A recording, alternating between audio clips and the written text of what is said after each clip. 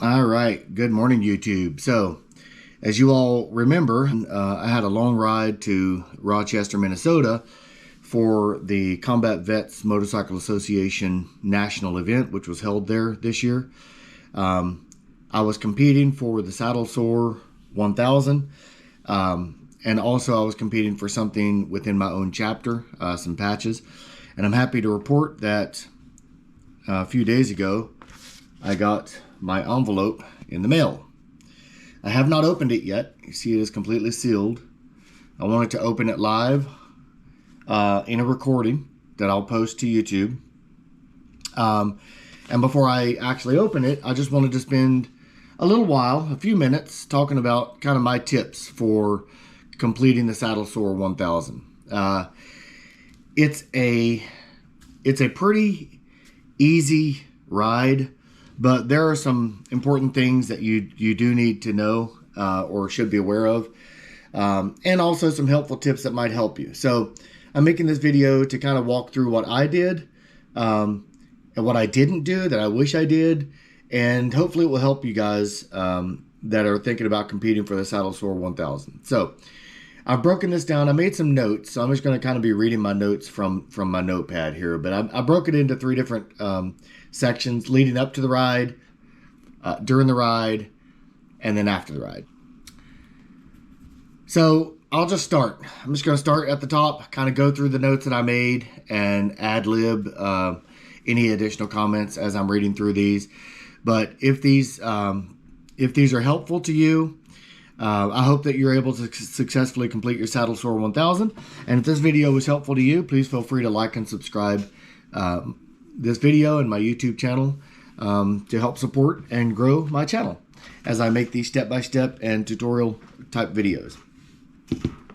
So, going to the leading up to the ride. I have, so first you want to plan your route. You want to choose your route that minimizes traffic and construction delays.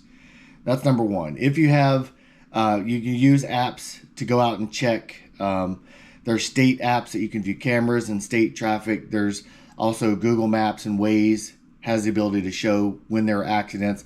That only shows day of, but for accidents, of course. But for construction, those are long-standing projects that can really add a lot more time to your ride. So I recommend trying, when you are plotting out your ride, just considering the construction zones that are through your area of passage. I passed through 2 or 3 of them, didn't think about it. I passed through 2 or 3 of them, and they were just miserable. Bumper to bumper traffic. It added probably a good couple hours onto the route. And if at all possible, just try to do some research to figure out any areas that have major construction, and then try to avoid those if possible. Of course, ensure that your route has many opportunities for food, rest, and fuel. If you're traveling doing the Saddle Sore 1000, more than likely you are traveling mostly on highways or interstates. And so there's always lots of opportunities there. So yeah, just make sure your route has a lot of stops. Even if you haven't planned your stops, you're going to find yourself wanting to stop, whether it's for fatigue or whether you just got thirsty and you're out of drink or whatever. So just when you're planning it, try to plan for that. All right. Always try to plan for contingencies. If you planned a route, many apps today, most apps today let you and will automatically reroute you if there's, say, a bad accident or there's some construction or for some reason the highway stopped. Like Waze will reroute you. I think Google Maps also reroutes you to other ways that are faster. But the apps also have the ability to select fastest way, select shortest way to get there, etc. Avoid tolls, avoid highways, etc. So just look at your apps and make sure they're configured correctly and you have your route laid out. And have contingencies at least in your mind. You don't have to have them thoroughly planned out, but at least know, like, I was planning on taking this road through this state. If something's wrong with this road or a part of this road, are there alternative roads? And kind of take that consideration. It might help you. So I didn't really adhere to the first tip, choosing my route to minimize traffic, because there's really always construction going on somewhere. What I did do, however, and I showed you guys at the beginning when I was planning my trip, is I totally avoided Chicago. That was the thing that I did as kind of a planning for my route. Was I had heard from multiple people that you do not want to go through Chicago. And so I made sure that when I was traveling, I headed from Virginia. I went down into Kentucky and Tennessee and headed up into Indiana. And then from there, head over west. I did not go north into Chicago. I headed more west, headed out through Indiana, Illinois, and then shot up from there into Iowa and Minnesota. So that was kind of the thing that I did for myself, because again, I had heard that not only traffic, but it's just a bad place to go through. So I didn't want to go through there. So that's what I did. I did use Google Maps. I plotted out all the gas stops. I plotted them out at every interval of 150 miles or thereabouts. Even though my motorcycle can do over 200, about 220, 230 without stopping, I wanted to be sure that I was going to stay gassed up, both my motorcycle as well as myself. I didn't want to ride too far and get too fatigued without having had a stop. So I planned my stops every 150 miles or so apart. That's especially going to be important if you are doing any riding, which you will probably need to be doing if you're competing for the Saddle Store 1000. If you're doing any riding during the night, if you don't plot your gas stations and plan your gas stations, you're going to find yourself pulled up to a gas station that's closed. So at a bare minimum, make sure that you are looking and making sure that all of the gas stations that you have plotted for your entire trip are open 24 hours. Okay? That'll really help you to make sure and give yourself confidence that you're not going to then have to try to find something in the middle of the night, and you're going to have to keep riding around looking for something potentially on a very empty tank. So just make sure those gas stations are 24 hours. And I already highlighted this earlier, but with Waze, you can choose to avoid highways or avoid tolls. So if you get stuck on the highway for an especially bad accident, just click that avoid highways, take the detour, and then you ride those back roads for, however long you need to ride until you can jump back on the highway just to bypass that accident. I did that actually once. The thing that you have to watch out there is that a lot of times, or many times, if you click detour to avoid highways, it will take you onto a side road, and then all of a sudden you'll have ridden for 20, 30 miles, and all of a sudden you'll find yourself so far away from an interstate that it's near impossible to get back on the interstate. So be aware of that. When I'm avoiding highways, I kind of zoom in or zoom out and I look at the route, and I make sure as much as possible the highway is parallel with the side road that I'm taking. That way, if I do have to take the detour at some point in time, I can just merge right back on the highway once I've bypassed that highway. If I find that the detour has me going, let's say I'm going north, let's say that detour starts having me go way east and then up north and then way over east again, it just takes you, it's a lot longer. It's going to add hours to your route, and the highway may or may not be able to get back on. So just when you're looking at the detour, just consider that. And that's before the route. That's before we're doing the leading up to the ride things now. But when you're considering your highways, that's something you could look at, right? If we have an accident on Interstate 81 around this gas stop or around this area, what are the alternative side roads that I could take that are kind of parallel with this road, would allow me to get back on the highway? Just have those kind of things in your mind. Maybe make some notes.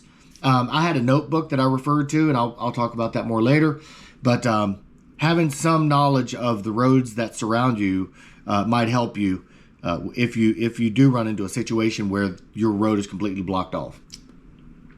This is 100% for me. I never do this next thing. Never ever. You can do it if you want to, but I never do. Never ever have avoid tolls turned on during the night. And the reason I don't do that is because it usually adds a lot more distance to your ride when you're avoiding a toll. And that's okay. The distance is okay, but the time associated with that is not okay.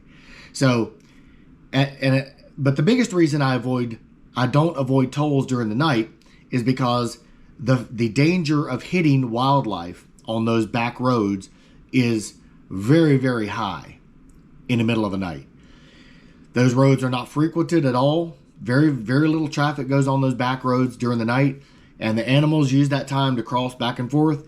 And not only that, a lot of those back roads are very windy and turny and cross little narrow bridges, and it's a lot to manage in the middle of the night after you've potentially already been riding for a long time. So I do not recommend avoiding tolls during the night. During the day, I'm totally fine with avoiding tolls. I can see everything. The wildlife is hunkered down. Waze at least will update and tell you the adjusted time with that detour that you're taking to avoid the toll.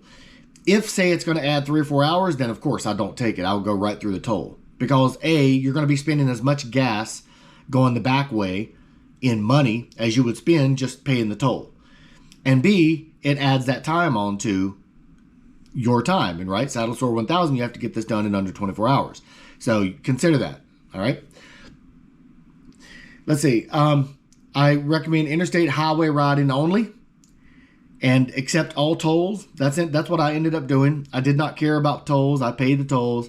Many of them accept credit cards. Some of them don't. Some of them are cash only. So just consider that when you're plotting your route. Are there any tolls in this state? And if so, like West Virginia, I believe is all cash.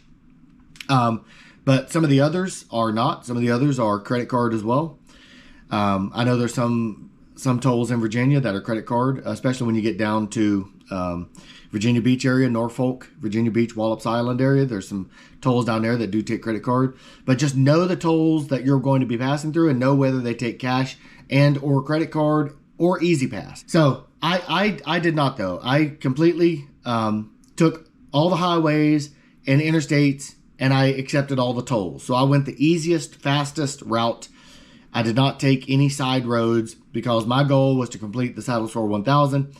And I don't like to eat up a lot of time up front because I don't know what's coming in the back end. So I would rather go straight through, and that way if I do run into any problems later, I have some built-in time, so I'm still going to be able to get my mission completed. So that's what I did. So that's it for planning your route. Again, I plotted out my route. I had Google Maps. I had the route, and you're going to need that for Saddle Store 1000. You'll need to actually show the route that you took. You'll have to show the image and the overall miles. You'll have to submit that to the Iron Butt as part of your proof for Saddle Store 1000 completion. And also, there is an app that I used, Spotwalla. That's what I was looking for. So Spotwalla is I had actually read about it or heard about it, learned about it on YouTube. I watched a video. Somebody said, well, I use Spotwalla. It made it pretty easy. And it also makes a submission to Iron Butt easier because you can provide a link to your actual trip that you took. And that's what I decided to do. So I signed up for Spotwalla. I entered the route or entered the, one second, let me log in. I entered the location, so let me just go over here and I'll just kind of turn my camera around and show you here. So I entered the CVMA Nationals event here, the start date and the end date. And then the app I use on my phone is called SWTracker. You have to download that tracker. But what I recommend that you do is go learn about Spotwalla and learn about the SWTracker app. And then go and utilize that app because you see what it did here for me. So what I did, you see my map there, that's the complete route that I took.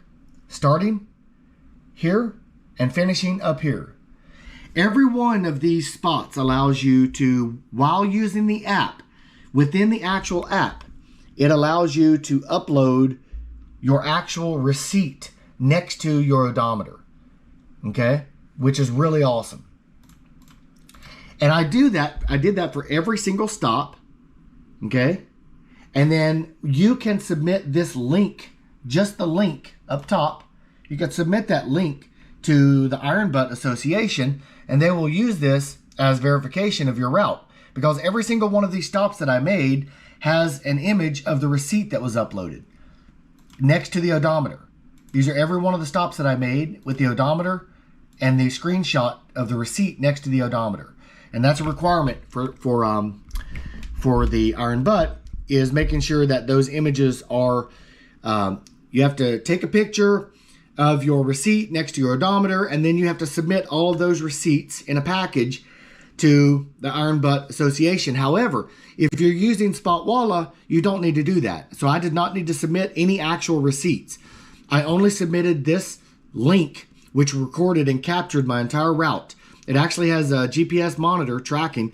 So every 5 minutes, the app SWTracker sends a ping and captures your location on the map. And so your entire route is tracked using Spotwalla. Okay.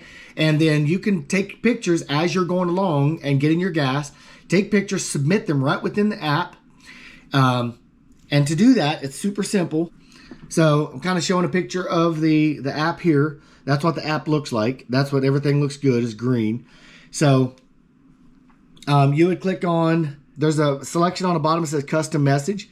You click on custom message and you just scroll over. There's a scroll bar up at the top here. You just kind of scroll in that bar and you select. What I did was I selected gas. So gas stop, select gas stop. And then at the bottom, you have two options for camera or library.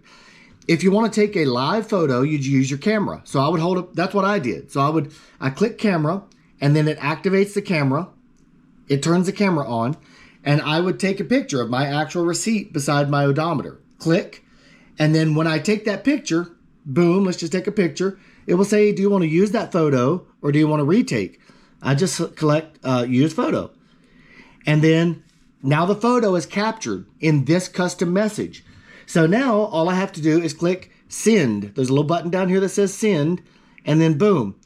Now that picture is recorded within my SWTracker app and propagates onto the website beside the gas stop that I stopped at. So it's super simple.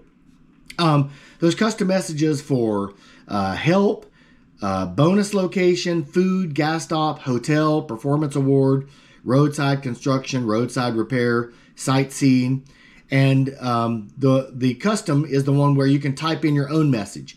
So you type in custom and you just type a message up top, blah, blah, blah, blah, blah. You type it in, you click send, and then it's done. And it will capture that and send it to the actual app, the Spotwalla website, and then it gets recorded and you can submit all that at the end of your trip. So I didn't talk about it earlier, but leading up to the trip, that's one of the things I recommend, is signing up for Spotwalla. Download the SWTracker app. Just go learn about it. Go to the internet and learn about it. That's how I did it. I went to the internet, researched it, found out about it. Download it, and it's a very useful app. It helps you avoid a lot of extra work after the fact. So definitely one of the recommendations I make there. All right. So that's as far as planning your route and all that stuff leading up to the ride. So now going to preparing your motorcycle. That's another key thing that you need to be doing. So of course you're going to want to do, with regards to preparing your motorcycle, of course you're going to want to do a thorough, what we call in the military, a PMCS, preventive maintenance checks and services. I particularly take mine to get it serviced at the Harley-Davidson dealership. I have the best package of servicing, and it's free. So I take it in, they service my motorcycle. What I realized before I headed out on my trip was that I was about 400 miles shy of being ready for my next service, because every 500 miles you need to get your motorcycle serviced. So because I knew I was going to be on a trip and it was going to be 2,000 miles, I said, well, I'm going to go ahead and get this thing serviced before I leave. So I took it to the Harley-Davidson dealership and they serviced it. And so I was ready. Yes, I've serviced it early, but I would rather service it early than be riding it after the recommended servicing is due and has passed. So that's what I did. So definitely make sure your vehicle, your motorcycle is serviced. Another thing that you're going to want to make sure is that your motorcycle is comfortable. So have a backrest if you need one. Have a good gel seat and have a cushion on top of that, another gel seat if you need it. Have comfortable handlebars. The one problem I had was that my handlebars I had stock handlebars, and then you recall I made a video, I'm not sure if I made a video of it or not, but I showed them. I had new 16 inchers installed, and even though they were taller, the Harley dealership told me that that would fix my problem with them being taller. So when I laid back, my arms were up like this. However, my arms would stretch forward. And because my arms were always stretching forward, my shoulder muscles up here were just always sore, constantly sore.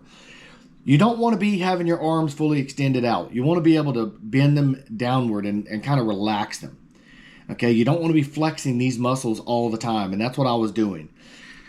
I have since gotten the handlebars fixed, and they are a lot better now. But I did not get to make this trip with good handlebars. So I was stretched all the way forward the entire trip, which was super uncomfortable. And what I found I had to do was just continue popping Advil. That was really my only answer. Tylenol or Advil. Popping the Advil every 6 hours, 4 to 6 hours, because I was just getting chronic. It was causing headaches.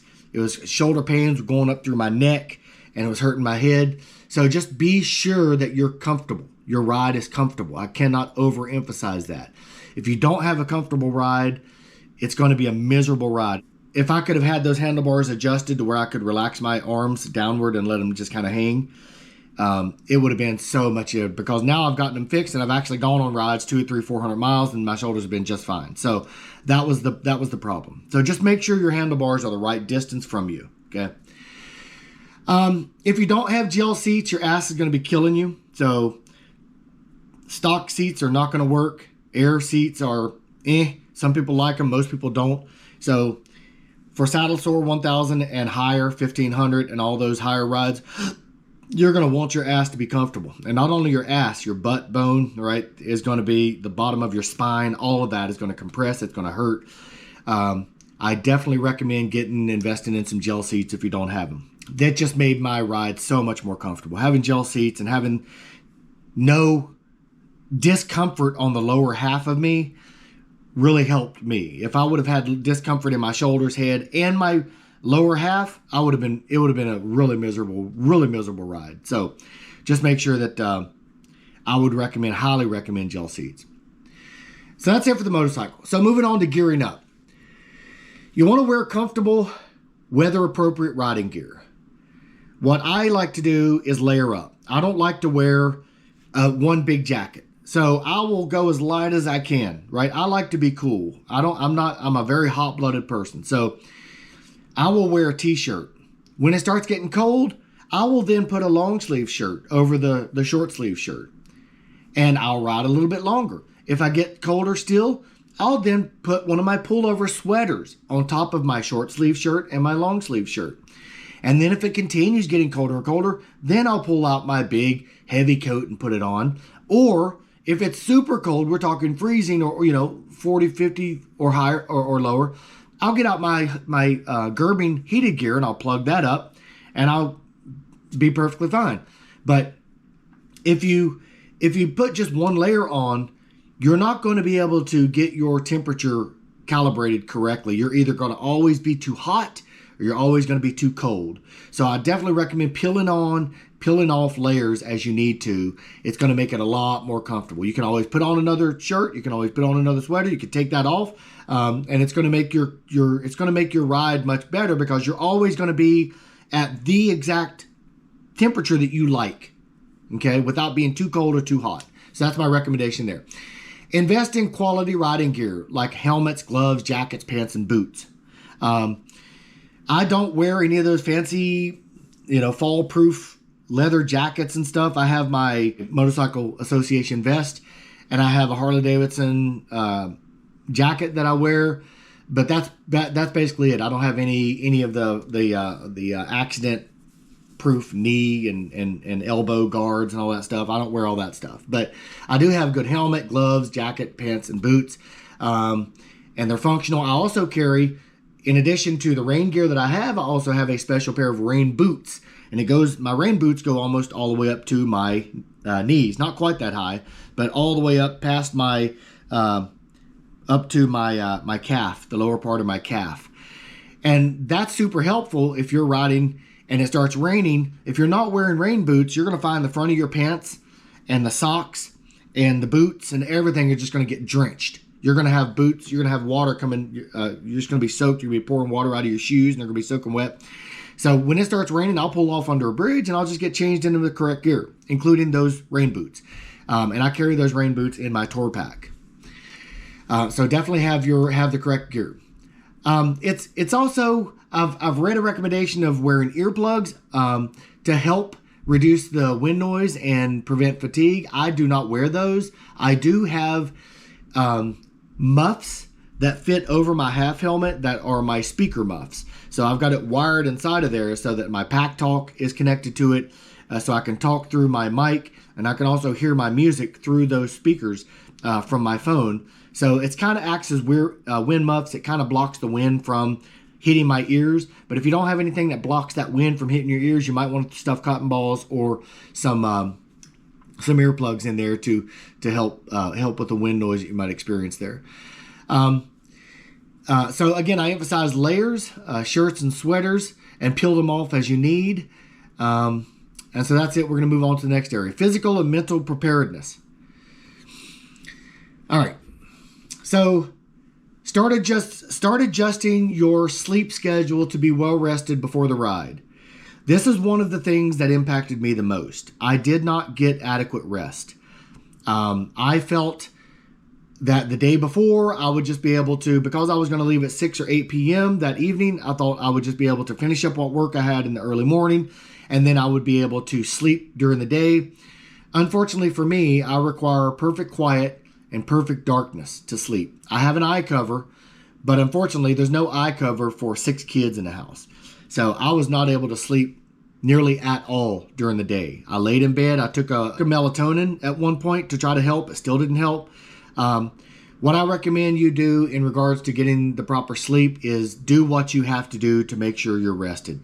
If it means, and next time if I do a long ride, like a 1500, if I decide to do that in the future, if I decide to do it, I will just I will go to a hotel or a motel that day, and I will pay for a room just to get quiet. That's what I'll do next time. Because in my house, it's impossible to get quiet during the day. So if and when I do some competition like this again, I will do whatever I have to do to get sleep. Because fatigue, for me, was the biggest factor. The biggest difficulty that I had to overcome was just being tired. So definitely make sure that you're rested. And then plan your meals and include energy boosting foods and stay hydrated. I did not carry a lot of water with me. That's another regret that I have. So definitely recommended that you make sure that you are eating well before you leave. Get the right food, get the right hydration before you head out. So for documentation, I already talked about Spotwalla and I already walked you through that. What other documentation did I use? So you have to understand the rules for documenting your ride. So make sure through Iron Butt that you understand and have read exactly what requirements they have, and that you understand exactly what you need to do during your trip to adhere to those guidelines. If you don't, you're going to not be able to get your certification, and the trip's going to be wasted. So understand the documentation, understand the rules and regulations, what you have to do, the guidelines, and make sure that if you have to make notes, make notes. I had to make myself notes to remember everything that I had to do, the checklist of things, do that. And I also carried a black notebook. I think I talked about it during my initial video. I'll try to link it here, my actual video that led up to the ride to Nationals, where I showed the notebook. But in the notebook, I put each of the stops, where it was, how long, when I got there, when I left, how long I stayed, any notes that were important. And on the back, I also had additional information, kind of a checklist of things that I knew I needed to do at each of the stops. And that was on the back of the notebook, on the last page, on the back cover. So I just kind of flipped it over and looked at it and just kind of looked and said, okay, I've done that. Nope, don't want to do that. Don't need to do that. And that was kind of my check. Normally I would use my wife for those mental checks, but because she wasn't with me, I had to do it myself. And that's kind of what I did. Short pen makes long memory. So I know that's long, that's 35 minutes, but that's all of the leading up to the ride information. So next I'm going to move into the during the ride information. Maintain a steady and manageable. So the first area here is called, I've kind of labeled it, pace yourself, right? So you want to maintain a steady, manageable pace. Avoid the temptation to speed. Speeding might be nice, but you get pulled over and it's going to take more time. It's going to take 15 to 30 minutes sitting there with a cop, and he's going to give you a ticket. So just stay within the speed limit. I never go more than 10 over a speed limit. If it's 70, most of the time you'll see me going 79. But what you don't want to do is if a speed limit's 60, you go on 80 or 90. If a speed limit's 70, you go on 100, right? You will get a reckless driving ticket if you do that. So I also use Waze, and it notifies you every time there's a police. So I'll get a notification, police up ahead, or whatever it says. And I will see it on the Waze map, and I will slow down. And if there's no cop there, I make sure to contribute to the community by clicking not there. If the cop is still there, I contribute to the community by clicking yes, he's still there. And then I will pass him and pretend I'm doing nothing wrong, which I really wasn't. And as soon as I'm out of his or her sight, I will speed back up to what I was going. So that's what I do. Do what you want to do, but that's what I do. And I haven't gotten pulled over for probably 2 decades. So take regular breaks to stretch, hydrate, and refuel. That's highly recommended, even if it is not part of your actual planned route. And I cannot overemphasize that enough. Fatigue was real for me. I had to stop multiple times because I was getting tired. I was getting sleepy. I just needed rest. And so if you plot your stops every 150 miles and you get tired at mile marker 50, stop at mile marker 50. Stop at 50 miles. If you had planned to go 150 miles and you get tired at 75 miles, stop at 75 miles. Stop at 100 miles. Stop wherever you need to stop. It doesn't need to be a full stop. You don't need to stop at an actual gas station. There doesn't have to be a gas station around. You can pull up under a bridge. You can pull off the side of the highway. Just whatever you got to do, of course, be safe. But pull off, stretch, hydrate, get a snack. If you need to take a 5-hour energy, if that helps you, great. If you need a coffee, pull over to a McDonald's or a Sheetz or whatever. Get a coffee, take a break. You're not going to fail the challenge by taking these small breaks. You're not. There's so much time built into these challenges that you will have plenty of time to stop when you need to stop. The caveat to that is, if you're competing and you're trying to submit for the Iron Butt or other challenges, any stop greater than 30 minutes you have to show documentation for. So my workaround to not have to provide the documentation is I just stop for 10, 15 minutes. There's plenty of time, 10 to 15 minutes with plenty of time to buy a coffee, suck it down, or stretch, get some water in me, get a snack, and then continue on my way. So please, please, please don't just keep riding because you feel you have to ride. If you feel like you need to stop, stop. Okay? So yeah, going back to the miles, I usually never go 10 miles over unless I'm passing. If I'm passing somebody, I might speed up to 90. I might speed up to 100 if I need to. If it's like a big tractor trailer, I want to get past them quickly. Because, some tractor trailers have the air flow from them is really wicked. And they will knock you all over the place because they have oblong type of loads and the air is hitting it all kinds of ways. And so the air coming off of that tractor trailer is just pounding you and knocking you back and forth. So in those cases, I will lay it down. I will go quick. So I will go up to 80, 90, 100 mile an hour just for the 2-3 seconds that it takes me to pass him. And then I'll get in front of him and then I'll go back down to the regular speed limit because he's not going higher than the speed limit. It's just I came up on him to pass at the regular speed limit and I was getting pounded. So I would just speed up enough to pass him and move over. So those are really the only occasions that you'll see me going beyond 9 to 10 miles over. All right. So the next subsection is called stay hydrated and nourished. So drink water regularly to prevent dehydration.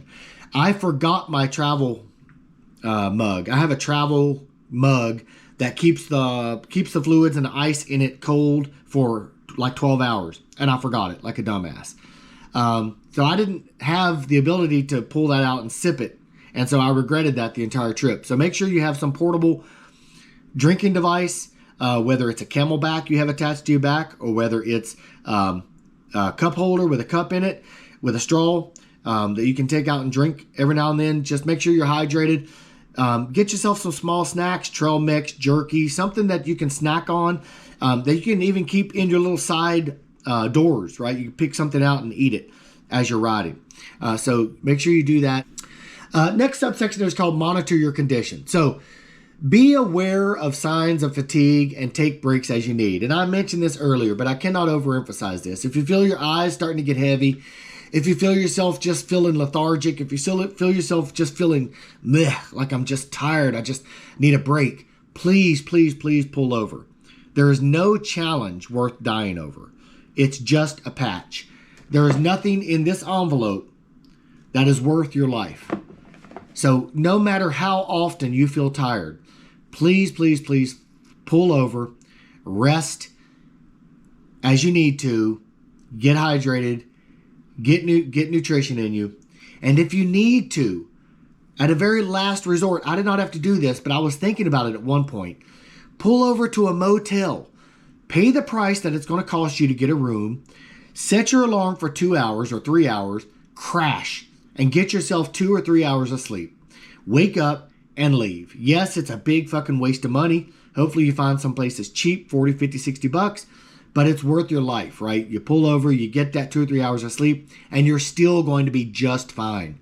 You're going to be fine. You're going to be able to finish the mission, okay? So if that's the last resort and you have to do it, do it. Well, that's not the last resort. The last resort is cancel the challenge. That's the last resort.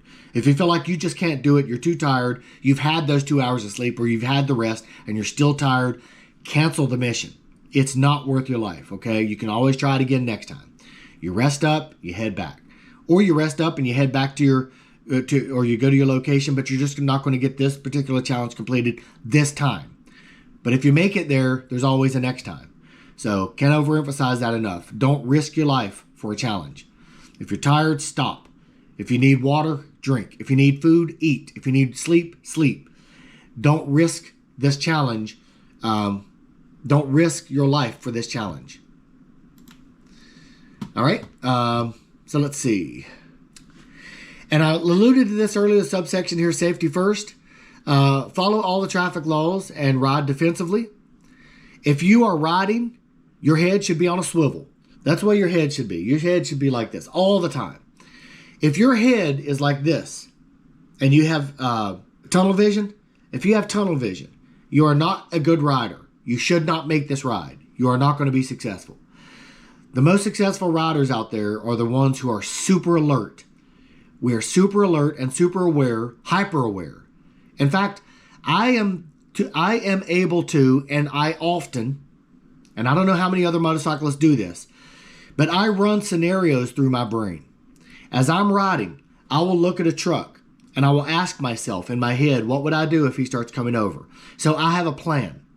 Every scenario, not 100% of the time, but most of the time when I'm coming up on another vehicle, I am formulating plans in my head for what I will do if this dumbass cage rider does something stupid. Like most of the time, what we have to worry about is them coming in our lane.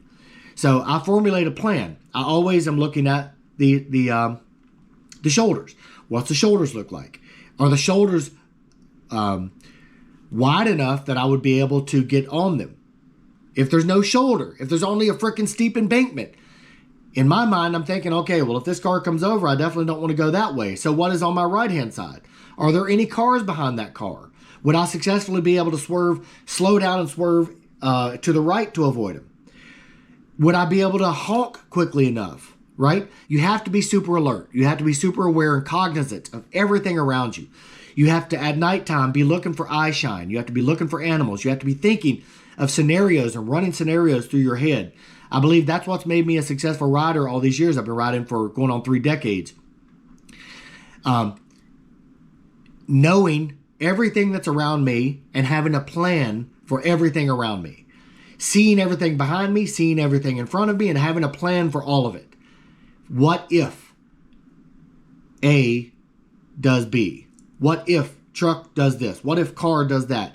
What if pedestrian, I'm in a city, what if pedestrian decides to cross when it's a no crossing time? What am I going to do, right? Have these scenarios and play these scenarios out through your mind. And if you don't do that as a rider, I highly recommend it, because understanding that you need a plan will force you to look and observe the reality around you and the vastness of what's going on around you.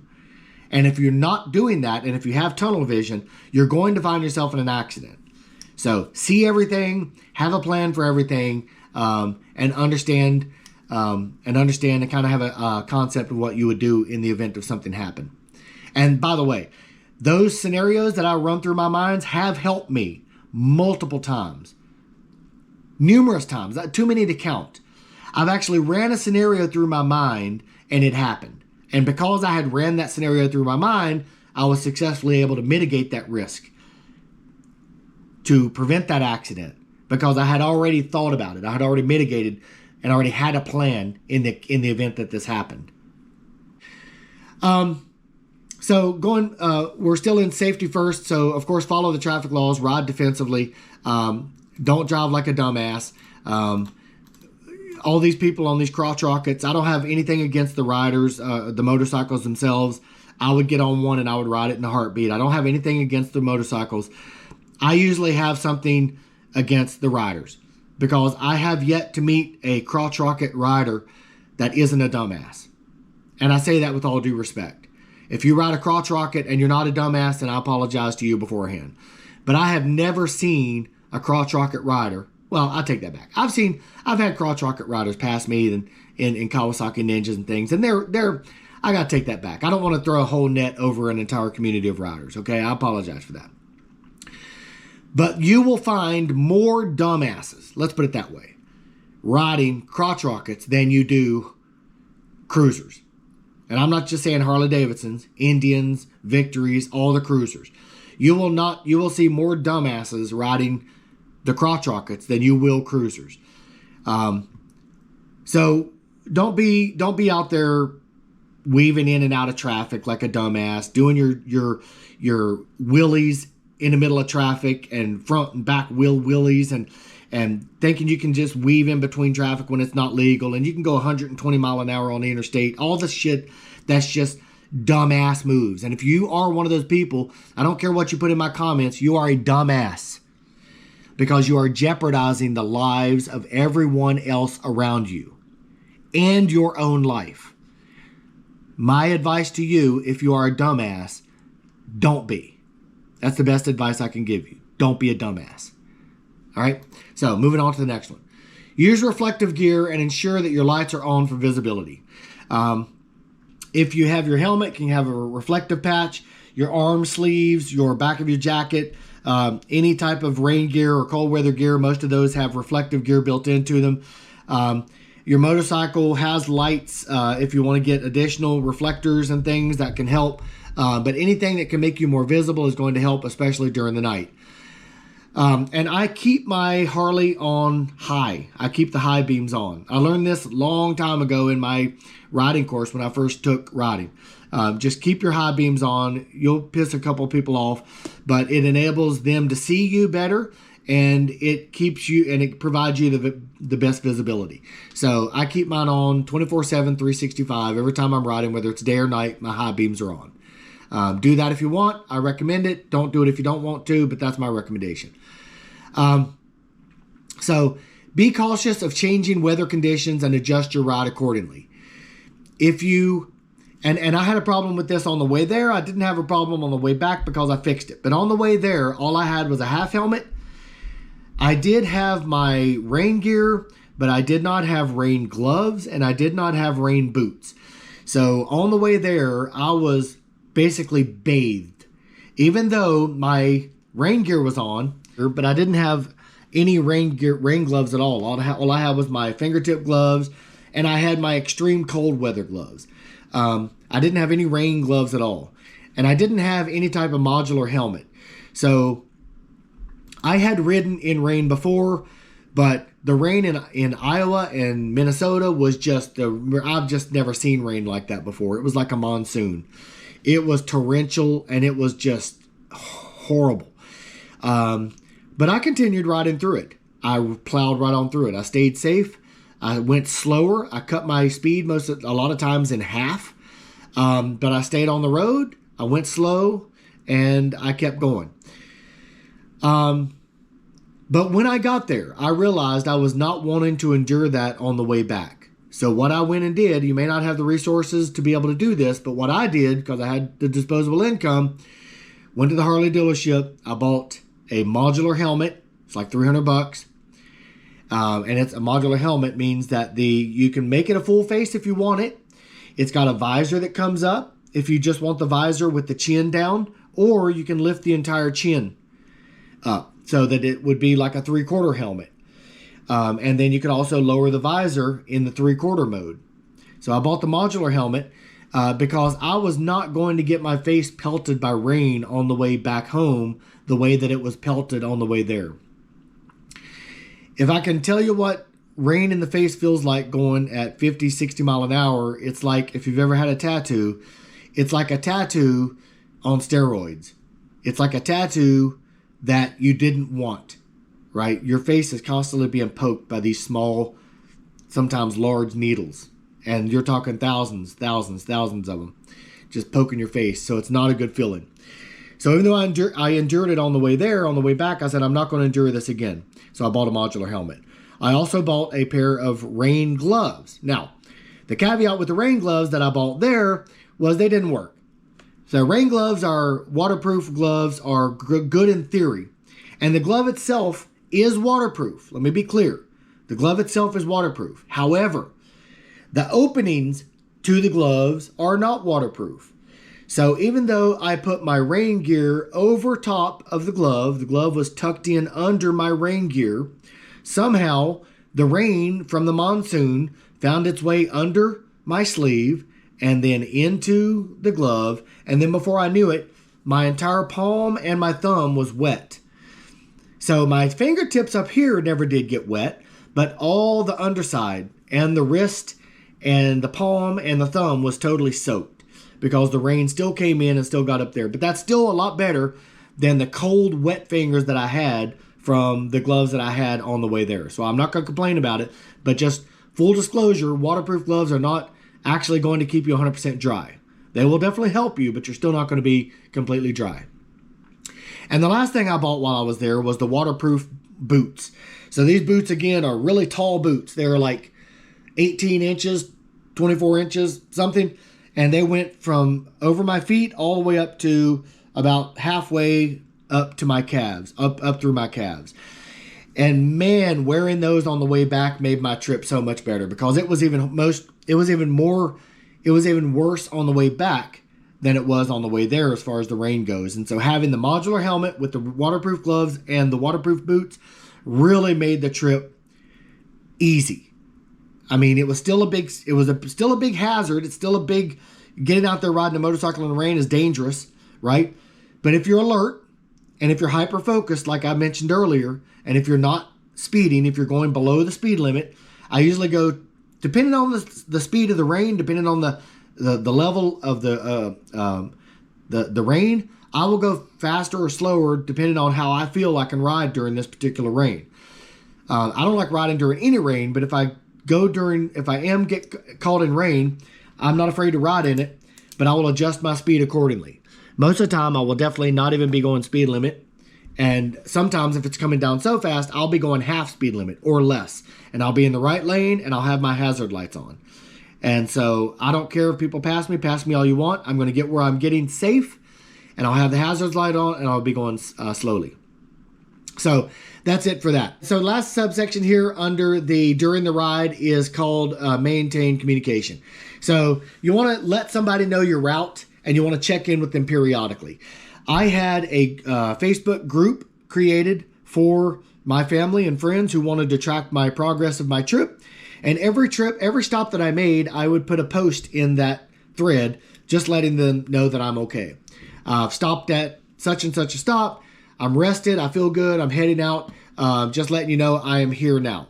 And what that does is just kind of gives them a progress status for you and lets them know that you're still doing okay so they're not worried about you. And so that's what I did, and it worked well. Also, carry a fully charged phone and a portable charger. I had 2 long power banks, and I used that to charge my phone when I was sitting in restaurants. And because a lot of times when you're riding in the rain, you cannot charge your phone because the power cord has to go into the phone, and that's going to cause your power bank, your phone, to get water in it, and you're going to get all these errors about water in your phone. So anytime it started raining, I put my phone away, I put my GoPro away, I put every electronic away, And that meant my phone was just continuing to lose charge. But every time I would stop and I would go in somewhere, I would set for 15, 20 minutes. I would bring this portable power bank and I would charge up my phone as much as I could into that power bank while I was taking my break. So that's what I did. I also have an app called Life 360. And Life 360 is a great app that allows a full family to connect within the app. So you can see where everyone within the family is, but I use Life 360 with my wife. And so at any time, whether I left a message in the Facebook chat or not, she would be able to see where I was based on just logging into the Life 360 app, looking for my icon, and then she would be able to do it to see where I am. Another good thing about Life 360 is that she can, or anyone can, click on an image within the app, and you have the option to get the address. So if I'm way out in the country somewhere and I'm stranded, she can click in the Life 360 app and click on that circle and say get address, and it will show her and open up Google Maps or some external navigation app and map her to exactly where I am. Now, she may not be able to come to me, but she will be able to guide police to where I am if I'm hurt, or whoever needs to get there. So now after the trip, of course you want to get yourself rested and recovered. Do what you have to do to get rested up and recovered. When I got home, I went to sleep, and I slept a normal 8 hours and I was fine. You may need more, you may need less, but follow your body's signs. Whatever your body's telling you, do that. Review the documentation. Ensure that everything is complete and accurate. Fill out all the documentation that you need for the Saddle Sore 1000. Get that submitted. If you used SWTracker, make sure that you have the link that you can provide for the tracking through Spotwalla. So get that submitted. And again, Iron Butt has specific requirements. Make sure that you understand them before you go. If you don't understand the requirements before you go, then you're not going to adhere to those requirements and you're not going to be able to get the certified. It will impact your ability to get credit for the ride.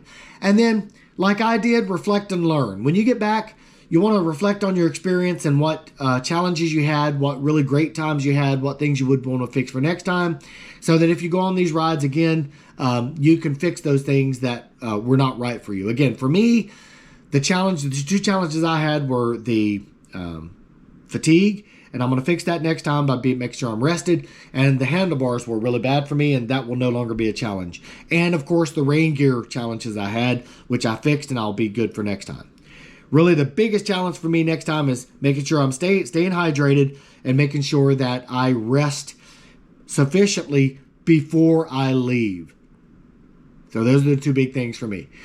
And of course, celebrate your achievement, right? It's a challenge you did. You wanted the patch. You competed for it. Hopefully you completed it. If not, figure out what you did wrong or what challenges you encountered that caused you not to be able to complete it, and complete it next time. There's always a next time. Now it's time for the big unveiling. We're at the point now where I'm ready to open up my envelope from the Iron Butt Association to show you what all is contained within my envelope. Now I've got the complete package, so it should be everything in here that I would want, but you'll see they really take care on this patch here on the envelope. They really take care, and they put a note there to notify the carrier that they should not fold this. And my envelope was not folded, and it's nicely taped. The envelope is really secure and taped along all the edges. So I really appreciate them going above and beyond and making sure that the envelope was taped sufficiently well enough that the certificate is going to be delivered to me well. So now let me kind of readjust my camera here, and I'm going to face it downward, and I'm going to show you the contents of the envelope as I open it. Let's see.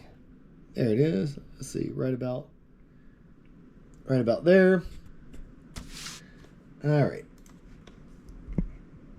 There we go. Let me get my razor knife. There we go. All right. Envelope is open. Here we go. Here we go. All right, pulling it out. So inside of the brown envelope, we have a USPS envelope. And then inside of the USPS envelope, let's see here. Opening this up, so it looks like it's actually two envelopes, okay? All right, let's open up envelope number one. Not sure what's in which one, but we'll open up this one first.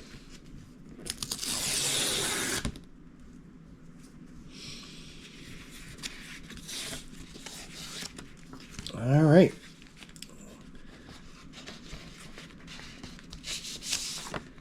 So it's got a letter. Nothing else in this envelope. I'm going to throw this one away. All right. So this has a letter in it that says, Mr. Martin, congratulations on successfully completing your long distance ride challenge. You now join a small community of motorcyclists from around the world that have managed to tackle and successfully solve the challenge of time and distance and earn the enclosed ride certification. Thank you for your patience with the process. As you can see, we don't just slice open mail and issue certificates. Each ride application is put through a rigorous examination before a certificate is issued. You know you did your ride, but you want to know when you see an IBA plate back, the person with the plate back or certificate was held to the same high standard you were. That is what gives the enclosed piece of paper its true value. Your ride will be permanently recognized on the Iron Butt Association's worldwide webpage at www.ironbutt.org/rides. It is my pleasure to welcome you to the long distance family of riders. If I can ever be of service, please do not hesitate to contact me, Michael J. Kneebone, President, Iron Butt Association. This is to certify that on the 18th of June, 2024, Harold Leon Martin rode a 2021 Harley-Davidson Road Glide, a total of 1,094 grueling miles in less than 24 hours, starting in Whitfield, Virginia, continuing on to Knoxville, Tennessee, Louisville, Kentucky, Indianapolis, Indiana, Bloomington, Illinois, and Cedar Rapids, Iowa, before ending at the 24th Annual CVMA Nationals in Rochester, Minnesota, while participating in the Finish the Mission Saddle Sore 1000. The CVMA Finish the Mission Saddle Sore 1000 was conducted under very strict guidelines set forth by the Iron Butt Association. Only a handful of riders from around the world have managed to solve the challenges such a grueling ride involves. So that is the certificate. I'll get that put up. So this is the second envelope that comes through with the Iron Butt certification. And inside of here, we have, so we do have a back or plaque. And this says, Iron Butt Association, World's Toughest Riders. And this can go affixed to my license plate. It's double-sided. Okay. And then this also has, what I am most interested in is this bad boy. This is the Iron Butt Association Saddle Sore 1000. 1,000 miles in 24 hours. And I will get this added to my vest. Why? Because it's just fun to add it to your vest. That's why. Let's see what else we have in here. It looks like the last two things we have are, I thought there was a pin, but I don't really need a pin anyway. But we have one sticker here that says Iron Butt Association. And then we have another sticker here that is the actual sticker for the same that I received in the patch. The Saddle Sore 1000. So that's it, folks. That is all I have to say. So hopefully my tips are helpful to you. If you are watching this video and you have never taken this challenge, I highly recommend that you do it. It was a lot of fun. Just take the precautions that I had given. Listen to the feedback that myself and others are giving you.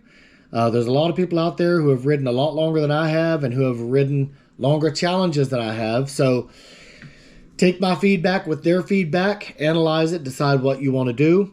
But this was a wonderful time, and I'm sure I'll be doing it again. Probably will not do the 1000 again because I've already done that. My next challenge will be the 1500. Some of the CVMA national events are 1,500 miles or greater, and I will be looking to do those as well. And when I do those, I'll be posting videos on those as well. So I hope this video was helpful for you. Again, if it was helpful to you, feel free to like and subscribe my channel. Like and subscribe to like this video and subscribe to my channel. Hit that bell icon. But that's it. I hope you have a wonderful day. I hope this video was helpful. I hope you tackle the challenge, and I hope you're successful in the challenge. And look forward to talking to you again soon. So that's it. Dirk out. Have a wonderful day.